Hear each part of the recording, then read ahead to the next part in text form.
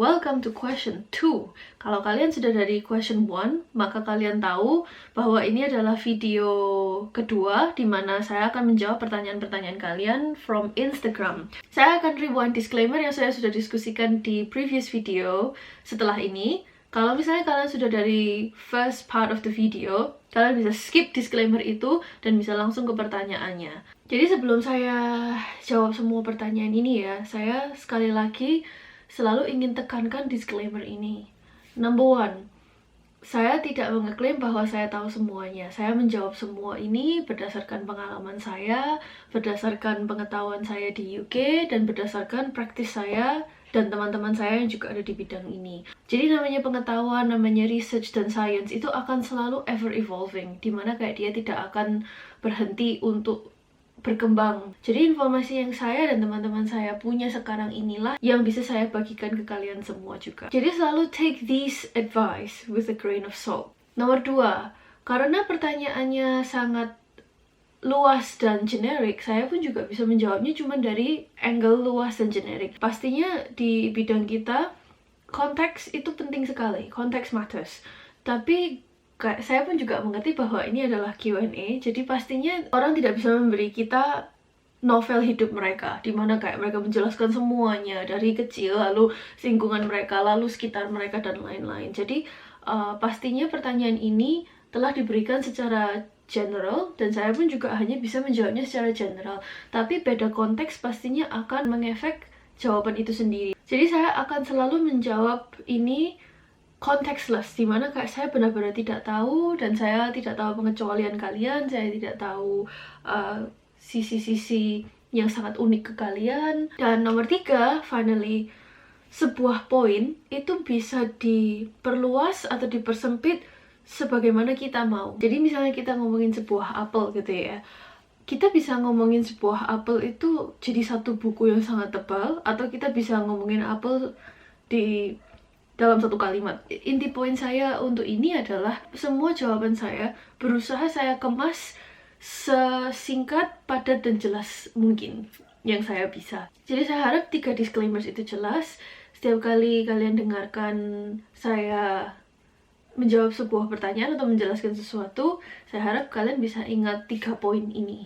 Now, ini pertanyaan tentang OCD. I am so sorry siapapun yang mempertanyakan ini, karena what happened was that, jadi iPad saya ini lumayan tua ya. Kadang saya misalnya lagi nge-scroll gitu ya, dia tuh sering kayak screen-nya tuh nge-freeze gitu. Unfortunately waktu itu saya kayak usap-usap terus screen-nya, and up to a certain point, waktu akhirnya screen-nya itu sudah nggak frozen lagi, dia gerak cepat sekali, lalu dia for some reason dia delete the comment. Jadi dia kayak delete, yes, no, yeah, are you sure, yes, no. Habis itu tiba-tiba kamu bisa ke-delete. Tapi saya sudah sempat baca sedikit sih waktu itu pertanyaannya. One of you asked about OCD, Obsessive Compulsive Disorder. So hard karena saya kurang tahu pertanyaannya apa ya. Tapi saya mau jawab, saya tetap tidak mau ignore pertanyaan itu karena saya accidentally hapus pertanyaannya.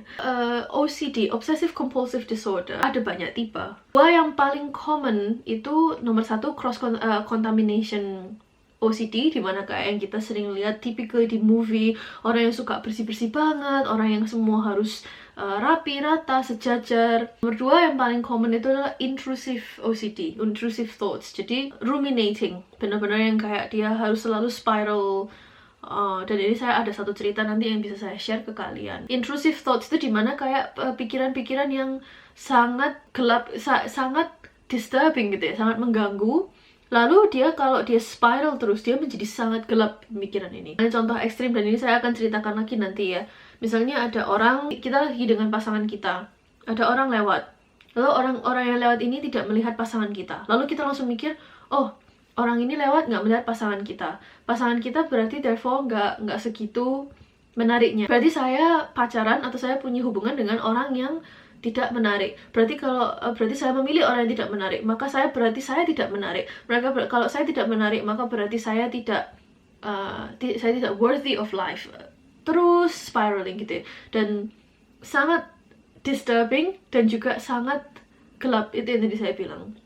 Jadi itu 2 yang paling common. The somatic OCD juga. Somatic OCD itu dimana kayak orang itu sangat obsesi tentang blinking atau tentang breathing. Jadi dimana mereka mikir kalau misalnya mereka tidur dan mereka lupa untuk bernafas, mereka akan mati. Jadi mereka tidak tidur, mereka akan terus sangat conscious tentang nafas mereka. Kalau mereka lupa nafas bagaimana. Jadi poin saya adalah there are many types of OCD. Now the current research, jadi research yang kita punya sekarang ya, cenderung banyak orang bilang OCD itu datang dari trauma.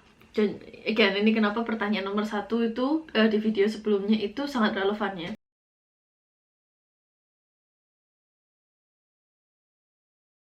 Dimana kayak trauma itu bisa manifest ke banyak hal di hidup gitu. Jadi trauma itu bisa jadi salah satu environmental factor juga. Jadi dimana kayak orang sekitar kita, lingkungan kita, lifestyle kita itu juga sangat penting. Karena manusia tidak pernah hidup di isolation. Jadi itu salah satu research yang menurut saya sangat akurat dengan apa yang saya lihat dari praktis saya sendiri. Dan juga nomor 2, research itu juga bilang bahwa beberapa genetic factor itu bukan menyebabkan, tapi mempengaruhi seseorang untuk cenderung mempunyai OCD tendencies. Jadi, again ya, bukan berarti beberapa genetics itu menyebabkan OCD, tapi beberapa genetics itu cenderung lebih terdampak oleh OCD traits atau simptom-simptom OCD. Cenderung dan disebabkan itu dua hal yang sangat berbeda. Dan juga ini sesuatu yang again saya akan menggunakan hal yang sama di pertanyaan lainnya yang saya akan jawab di video selanjutnya, bahwa sekarang research of epigenetics itu jauh lebih penting. Dimana genetik kita itu juga dipengaruhi oleh sekitar kita. Jadi bukan lagi dimana genetics itu hanya apa yang orang tua kita atau biologically keluarga kita itu pass down ke kita, tapi juga genetics itu dia akan terbentuk dan berubah sesuai dengan bagaimana lingkungan kita membentuk kita. Pastinya again genes kita akan selalu ada biological factor, dimana kayak saya tidak akan pernah terlihat seperti tetangga saya, atau saya tidak akan pernah terlihat seperti orang yang lahir di Turki. Meskipun secara genetics, why not? Misalnya mereka bilang kalau genetics orang tua seperti ini, maka genetics anak juga akan cenderung seperti ini. Genetics orang tua yang suka panik akan membuahkan genetics anak yang juga suka panik. Saya juga dengan teman-teman practitioner saya dan juga clinical supervisor saya, semua juga bilang, well, it's only making sense, hanya masuk akal. Kalau misalnya genetics orang tua itu di-wired atau dibentuk seperti dimana mereka panik, cemas, atau bagaimanapun itu, lalu mereka hamil, lalu waktu mereka hamil anak mereka berfungsi seperti ini, hanya masuk akal kalau anak mereka juga mempunyai kecenderungan genetik pattern seperti itu. Next point tentang ini adalah, itu saya mau introduce the term roots and branches. Jadi roots itu akar, branches itu cabang. Dan ini selalu yang saya jelaskan ke pasien saya. Jadi kita di setiap hari itu cenderung bermasalah atau struggle dengan cabang-cabang hidup kita. Gampang panik, gampang marah, gampang menyerah, gampang lari dari masalah, apapun itu, apapun cabang-cabang masalah itu. Semua itu seperti cabang hidup kita. Dan biasanya solusi temporarinya itu adalah untuk trim branches. Trim itu jadi kayak asif mencukur, kita potong cabang-cabang yang terlalu panjang dan terlalu menusuk kita sampai to a point dimana kita bisa bergerak gitu. Kalau misalnya cabangnya terlalu panjang dan mereka mengelilingi kita, lalu mereka juga menusuk kita, pastinya kita tidak bisa bergerak. Maka itu kita selalu butuh trimmers, kayak gunting gitu. Dan trimmers ini biasanya adalah dalam bentuk, apalagi ini pertanyaan kan tentang OCD, medication tuh pasti nomor 1. Orang selalu seems to mementingkan medication, tapi itu bisa jadi satu trimmers. Nomor 2, itu bisa banyak hal ya, seperti kayak grounding technique. Grounding technique itu bisa jadi satu, bicara ke orang lain itu bisa jadi satu, kayak jadi curcol gitu ya, itu juga bisa jadi satu. Tapi all in all, kalau misalnya kita hanya trim, kita hanya potong cabangnya, kita pastinya tahu at some point mereka akan tumbuh kembali, karena bagaimanapun akarnya itu masih intact, masih kayak dalam sekali pohonnya masih dalam sekali ya, jadi akarnya itu masih dalam. Mau selama kita tidak mendekat ke akarnya, kita akan selamanya di roller coaster, memburuk, kita trim, membaik, memburuk, kita trim, membaik. Jadi roller coaster ini cenderung melelahkan, itu nomor 1.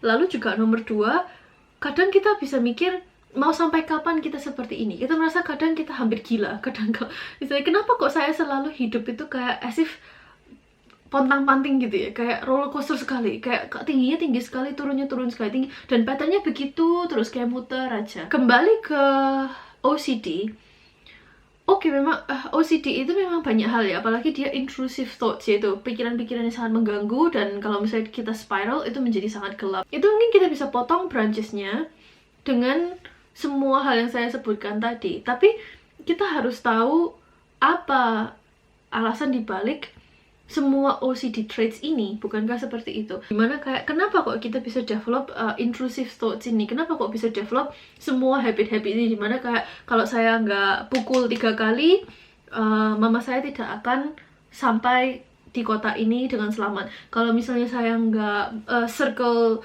rumah saya 5 kali, maka sesuatu jelek akan terjadi. Mengapa kok kita jadi seperti itu? Dan itu sebenarnya ada satu buku lagi di sini, itu I'm Glad My Mom Died. Oh no, this one. Jadi ini adalah Janet McCurdy. Kalau kalian tahu iCarly, itu show that I grew up watching. But ini Janet McCurdy. Dia main Sam. Dia punya OCD, dan di sini dia menjelaskan kenapa dia punya OCD dan semua trauma-trauma yang dia harus lalui. In a way, kalau di barat ya, treatment OCD itu nomor 1 medication. Fortunately atau unfortunately, di negara barat, medication itu role-nya besar sekali ya. Mau itu baik atau buruk, itu topik lain untuk dibicarakan. Ini topiknya tentang OCD, tapi medication itu sangat besar di negara barat. Kedua, kita yang ada yang namanya OCD CBT specialist. Jadi CBT itu cognitive behavioral therapy, dimana dia lebih cenderung ke fokus 3 triangle itu, kayak pikiran, perasaan, dan perilaku. So far dari pasien-pasien saya yang mereka bilang hasilnya 50-50. Yang bilang bisa membantu sehari-hari mereka, OCD symptoms mereka, tapi juga banyak bilang tidak menyelesaikan apapun, dimana kayak mereka hanya as if mereka mechanical sekali ya, kayak mereka diberitahu untuk melakukan sesuatu tapi mereka tidak tahu mengapa. Jadi itu adalah beberapa treatment khusus untuk OCD, tapi obviously again, semua treatment ini pasti juga didampingi sama psychotherapy, jadi which is something that I do. Jadi approach OCD di UK itu seperti ini. Untuk menutup question ini ya, karena unfortunately again, saya kurang tahu waktu itu pertanyaannya apa, dan saya benar-benar minta maaf karena terhapus tidak sengaja. Ada satu cerita nyata soal tentang pasien OCD. Pasien ini itu punya OCD yang lebih cenderung ke intrusive thoughts, dimana kayak itu sangat benar-benar parah. Dan sebenarnya weirdly enough, anehnya, dia itu datang dari keluarga yang menteri dia seperti golden child, jadi benar-benar anak emas. Dia academically sangat natural, dia sangat baik, dia tumbuh besar selalu ranking, dan dia juga akhirnya di negara dia, dan bahkan waktu dia kuliah, dia juga masuk di kuliah yang terbaik di negara itu, dan juga dia waktu itu graduate di angkatan itu sebagai best student, jadi the best graduate. Dan juga akhirnya dia dapat beasiswa untuk sekolah masters yang bisa langsung nyambung ke PhD. Dan dia waktu itu juga belajarnya sangat teknik, salah biotech engineering. Dan itu sangat kompetitif. Semua ini unfortunately hilang begitu saja. Jadi beasiswa dia hilang, dan hidup dia pun akhirnya banyak bagian dari hidup dia itu terambil oleh OCD eventually. Kalau misalnya so far dari ceritanya ya, kita pasti berpikir, kenapa kok dia dengan hidup sebaik ini dia punya OCD? Karena firstly, tanpa terlalu masuk ke detail ya, karena nanti terlalu panjang juga dan juga nggak perlu. Tapi long story short, keluarga dia itu bukan abusive. Keluarga dia nggak abusive sih, cuman keluarga mereka itu nggak tipikal naik turun gitu. Jadi ayahnya itu kalau marah meluap-luap, lalu ibunya itu kalau misalnya ayahnya marah-marah atau ada masalah, ibunya itu tipe orang yang kayak as if nimbun kepala di dalam pasir gitu, kayak oh aku nggak lihat apa-apa. Banyak sekali drama di keluarganya, drama keluarga dan drama lain-lainnya gitu ya.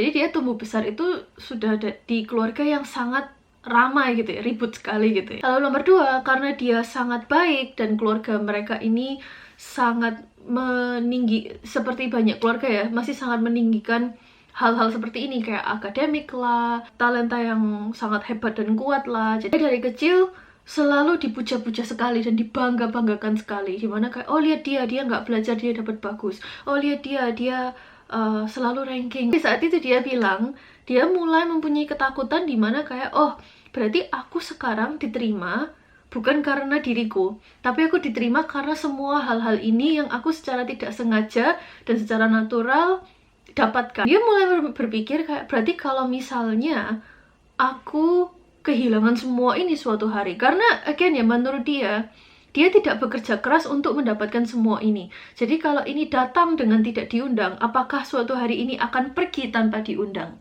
Dan itu menjadi ketakutan dia. Aku bukan dicintai karena aku dicintai karena atribut-atribut ini, bukan aku sebagai manusia. Jadi jangan sampai semua ini hilang. Karena kalau semua ini hilang, maka aku akan tidak dicintai. Jadi again, pastinya dia tidak bisa mengartikulasikan sejelas ini waktu dia masih kecil ya. Ini kan semua dari terapi. Dan ini waktu dia masih kecil. Jadi, but all in all, dia mulai stres gitu. Mulai belajar keras sekali di pelajaran dia. Mulai stres kalau misalnya nggak belajar dia marah-marah. Pokoknya dia mulai kayak takut gitu. Kayak as if hal yang sangat dipuja-puja yang tidak diundang dia ini jangan sampai pernah pergi gitu. Jadi dia terus kalau misalnya dia nggak stres pun dia akan menyetresi dirinya sendiri gitu kan. Dan juga dia karena keluarganya segitu ributnya cenderungnya, jadi dia juga takut kalau misalnya suatu hari keributan itu jadi dia jadi alasan di tengah-tengah keributan mereka, karena selama ini keluarga dia sangat ribut tapi itu bukan karena dia. Jadi dia nggak mau suatu hari keributan itu karena dia mendengarkan semua keributan ini yang tidak ada hubungannya sama dia aja dia sudah stres sekali. Apalagi kalau keributan itu dikarenakan dia, karena dikarenakan hal ajaib ini hilang begitu saja, begitu. Jadi kan ya, itu kan layer upon layer upon layer, snowballingnya kecil sekali gitu. Tapi dia juga tidak merasakan sampai dia benar-benar sudah dewasa. Lalu waktu dia remaja, dia menemukan kesukaan dia atas musik. Jadi again, dia akhirnya punya gitar yang lumayan murah, dia mulai main. Dan again, dia sepertinya sangat natural sekali. Jadi dia bisa main, dia suaranya juga bagus, mainnya juga bagus. Dia bisa berjam-jam main gitar, dia juga fingerstyle gitaris. Dari situ orang tuanya dan keluarga-keluarganya dan sekitar-sekitarnya juga mulai notice. Jadi mulai dari kecil-kecil misalnya ada acara apapun, dia disuruh-suruh perform gitu, which is sebenarnya masih oke ya, tapi lama-lama dia mulai merasa pressure itu kayak oh kamu yang terbaik, jadi semua orang kayak menjunjung dia sangat tinggi, sangat cepat. Lalu waktu dia main di rumah juga, orang tuanya juga sering tiba-tiba buka pintunya dia, lalu tiba-tiba mereka bilang ayo main buat kita, ayo kamu latihan sambil kita dengarkan. Jadi dia kayak di kamarnya dia gitu kayak asik sendiri, tiba-tiba dia pintunya dibuka, lalu tiba-tiba itu jadi a show gitu. Dan mereka bilang oh nggak apa-apa, kamu fokus diri sendiri, kita cuma mau mendengarkan. Tapi pastinya sebagai anak muda dan sebagai manusia in general, kita pastinya sangat sadar diri ya, sangat conscious kalau misalnya ada orang nonton kita. Dan dari situ terlebih lagi dia kayak merasa gimana kalau suatu hari aku mainnya jelek, gimana kalau suatu hari aku kurang baik gitu, gimana kalau suatu hari semua ini hilang. Dia latihan terus tapi bukan karena dia suka, tapi karena dia ketakutan. Dan juga lama-lama dia yoyonya swing to the other end, dimana dia jadi benci musik.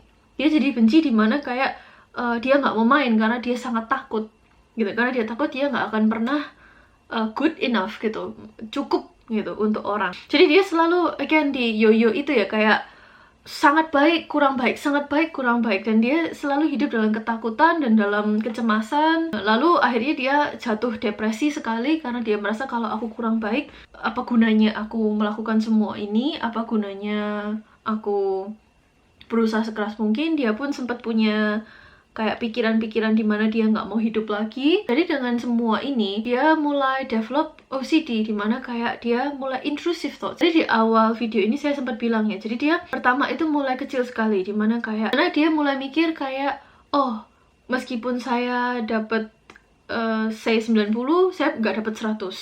Terus misalnya saya dapat 100 tapi ini semua ulangan saya, semua ujian saya nggak 100. Misalnya semuanya sudah 100, dia bilang, oh tapi saya bukan anak yang tercepat yang dapat 100 semuanya. Terus misalnya dia ranking 1, dia bukan anak termuda yang ranking 1 di kelas itu. Misalnya dia anak termuda ranking nomor 1 di kelas itu, dia tapi nggak ranking nomor 1 di sekolah itu. Nah terus begitu, misalnya dia dapat beasiswa sebagus itu, tapi dia bukan anak termuda yang dapat beasiswa itu. Terus misalnya dia dapat pasangan yang sangat sempurna untuk dia, tapi orang lain nggak merasa itu, dia merasa oh berarti aku nggak bisa milih, berarti dia kurang baik, berarti aku kurang baik, berarti aku tidak worthy untuk hidup, berarti buat apa aku hidup. Jadi benar-benar spiraling itu sangat cepat, sangat gelap, dan sangat negatif. Dan disitulah intrusive thoughts itu mulai lebih jadi bagian dari hidup dia, dimana dia bangun dan apapun yang dia lakukan. Dan ini up to a point itu sangat buruk ya, karena there's a point dimana pasien ini itu dia bilang dia nggak mau makan. Jadi dia bilang dia tuh sangat benci kecoa, tapi karena dia sangat benci kecoa, dia pikirannya muter terus, dimana kayak kecoa itu kayak kotor, jijik, dan dia crunchy, dia bisa terbang, lalu dia kayak kakinya juga kayak tipis. Lalu jadi kalau misalnya dia makan sesuatu crispy, intrusive thoughts dia itu kayak langsung ke kecoa. Jadi as if dia itu lagi makan kecoa, apapun crispy. Jadi lama-lama dia nggak mau makan apapun yang crispy. Akhirnya dia cuma mau makan makanan yang soft. Tapi karena dia hanya mau makan makanan yang soft, akhirnya dia pun juga jadi bosan. Karena dia jadi bosan, akhirnya dia nggak suka makan. Dan akhirnya dia kurus sekali, to a point dia tuh waktu itu sempat bilang dia malnourished, dia sangat kurus. Dan disitulah akhirnya dia mulai therapy, dan dia mulai memperbaiki hidup dia pelan-pelan, dan dia in therapy for years. Jadi it only goes to show dimana kayak tidak penting apa yang terjadi, yang lebih penting adalah bagaimana sesuatu itu terjadi. So that is a little bit about OCD. Once again, I am so sorry kalau misalnya saya tidak menjawab pertanyaannya, tapi saya berharap ini bisa memberi sedikit insights on OCD, dan juga kayak pengalaman saya salah satunya dengan OCD itu seperti apa dengan pasien. Seperti biasa, pertanyaan selanjutnya akan dijawab di video selanjutnya. So stay tuned for that, and thank you so much for listening, and I hope I'll see you next time. Bye!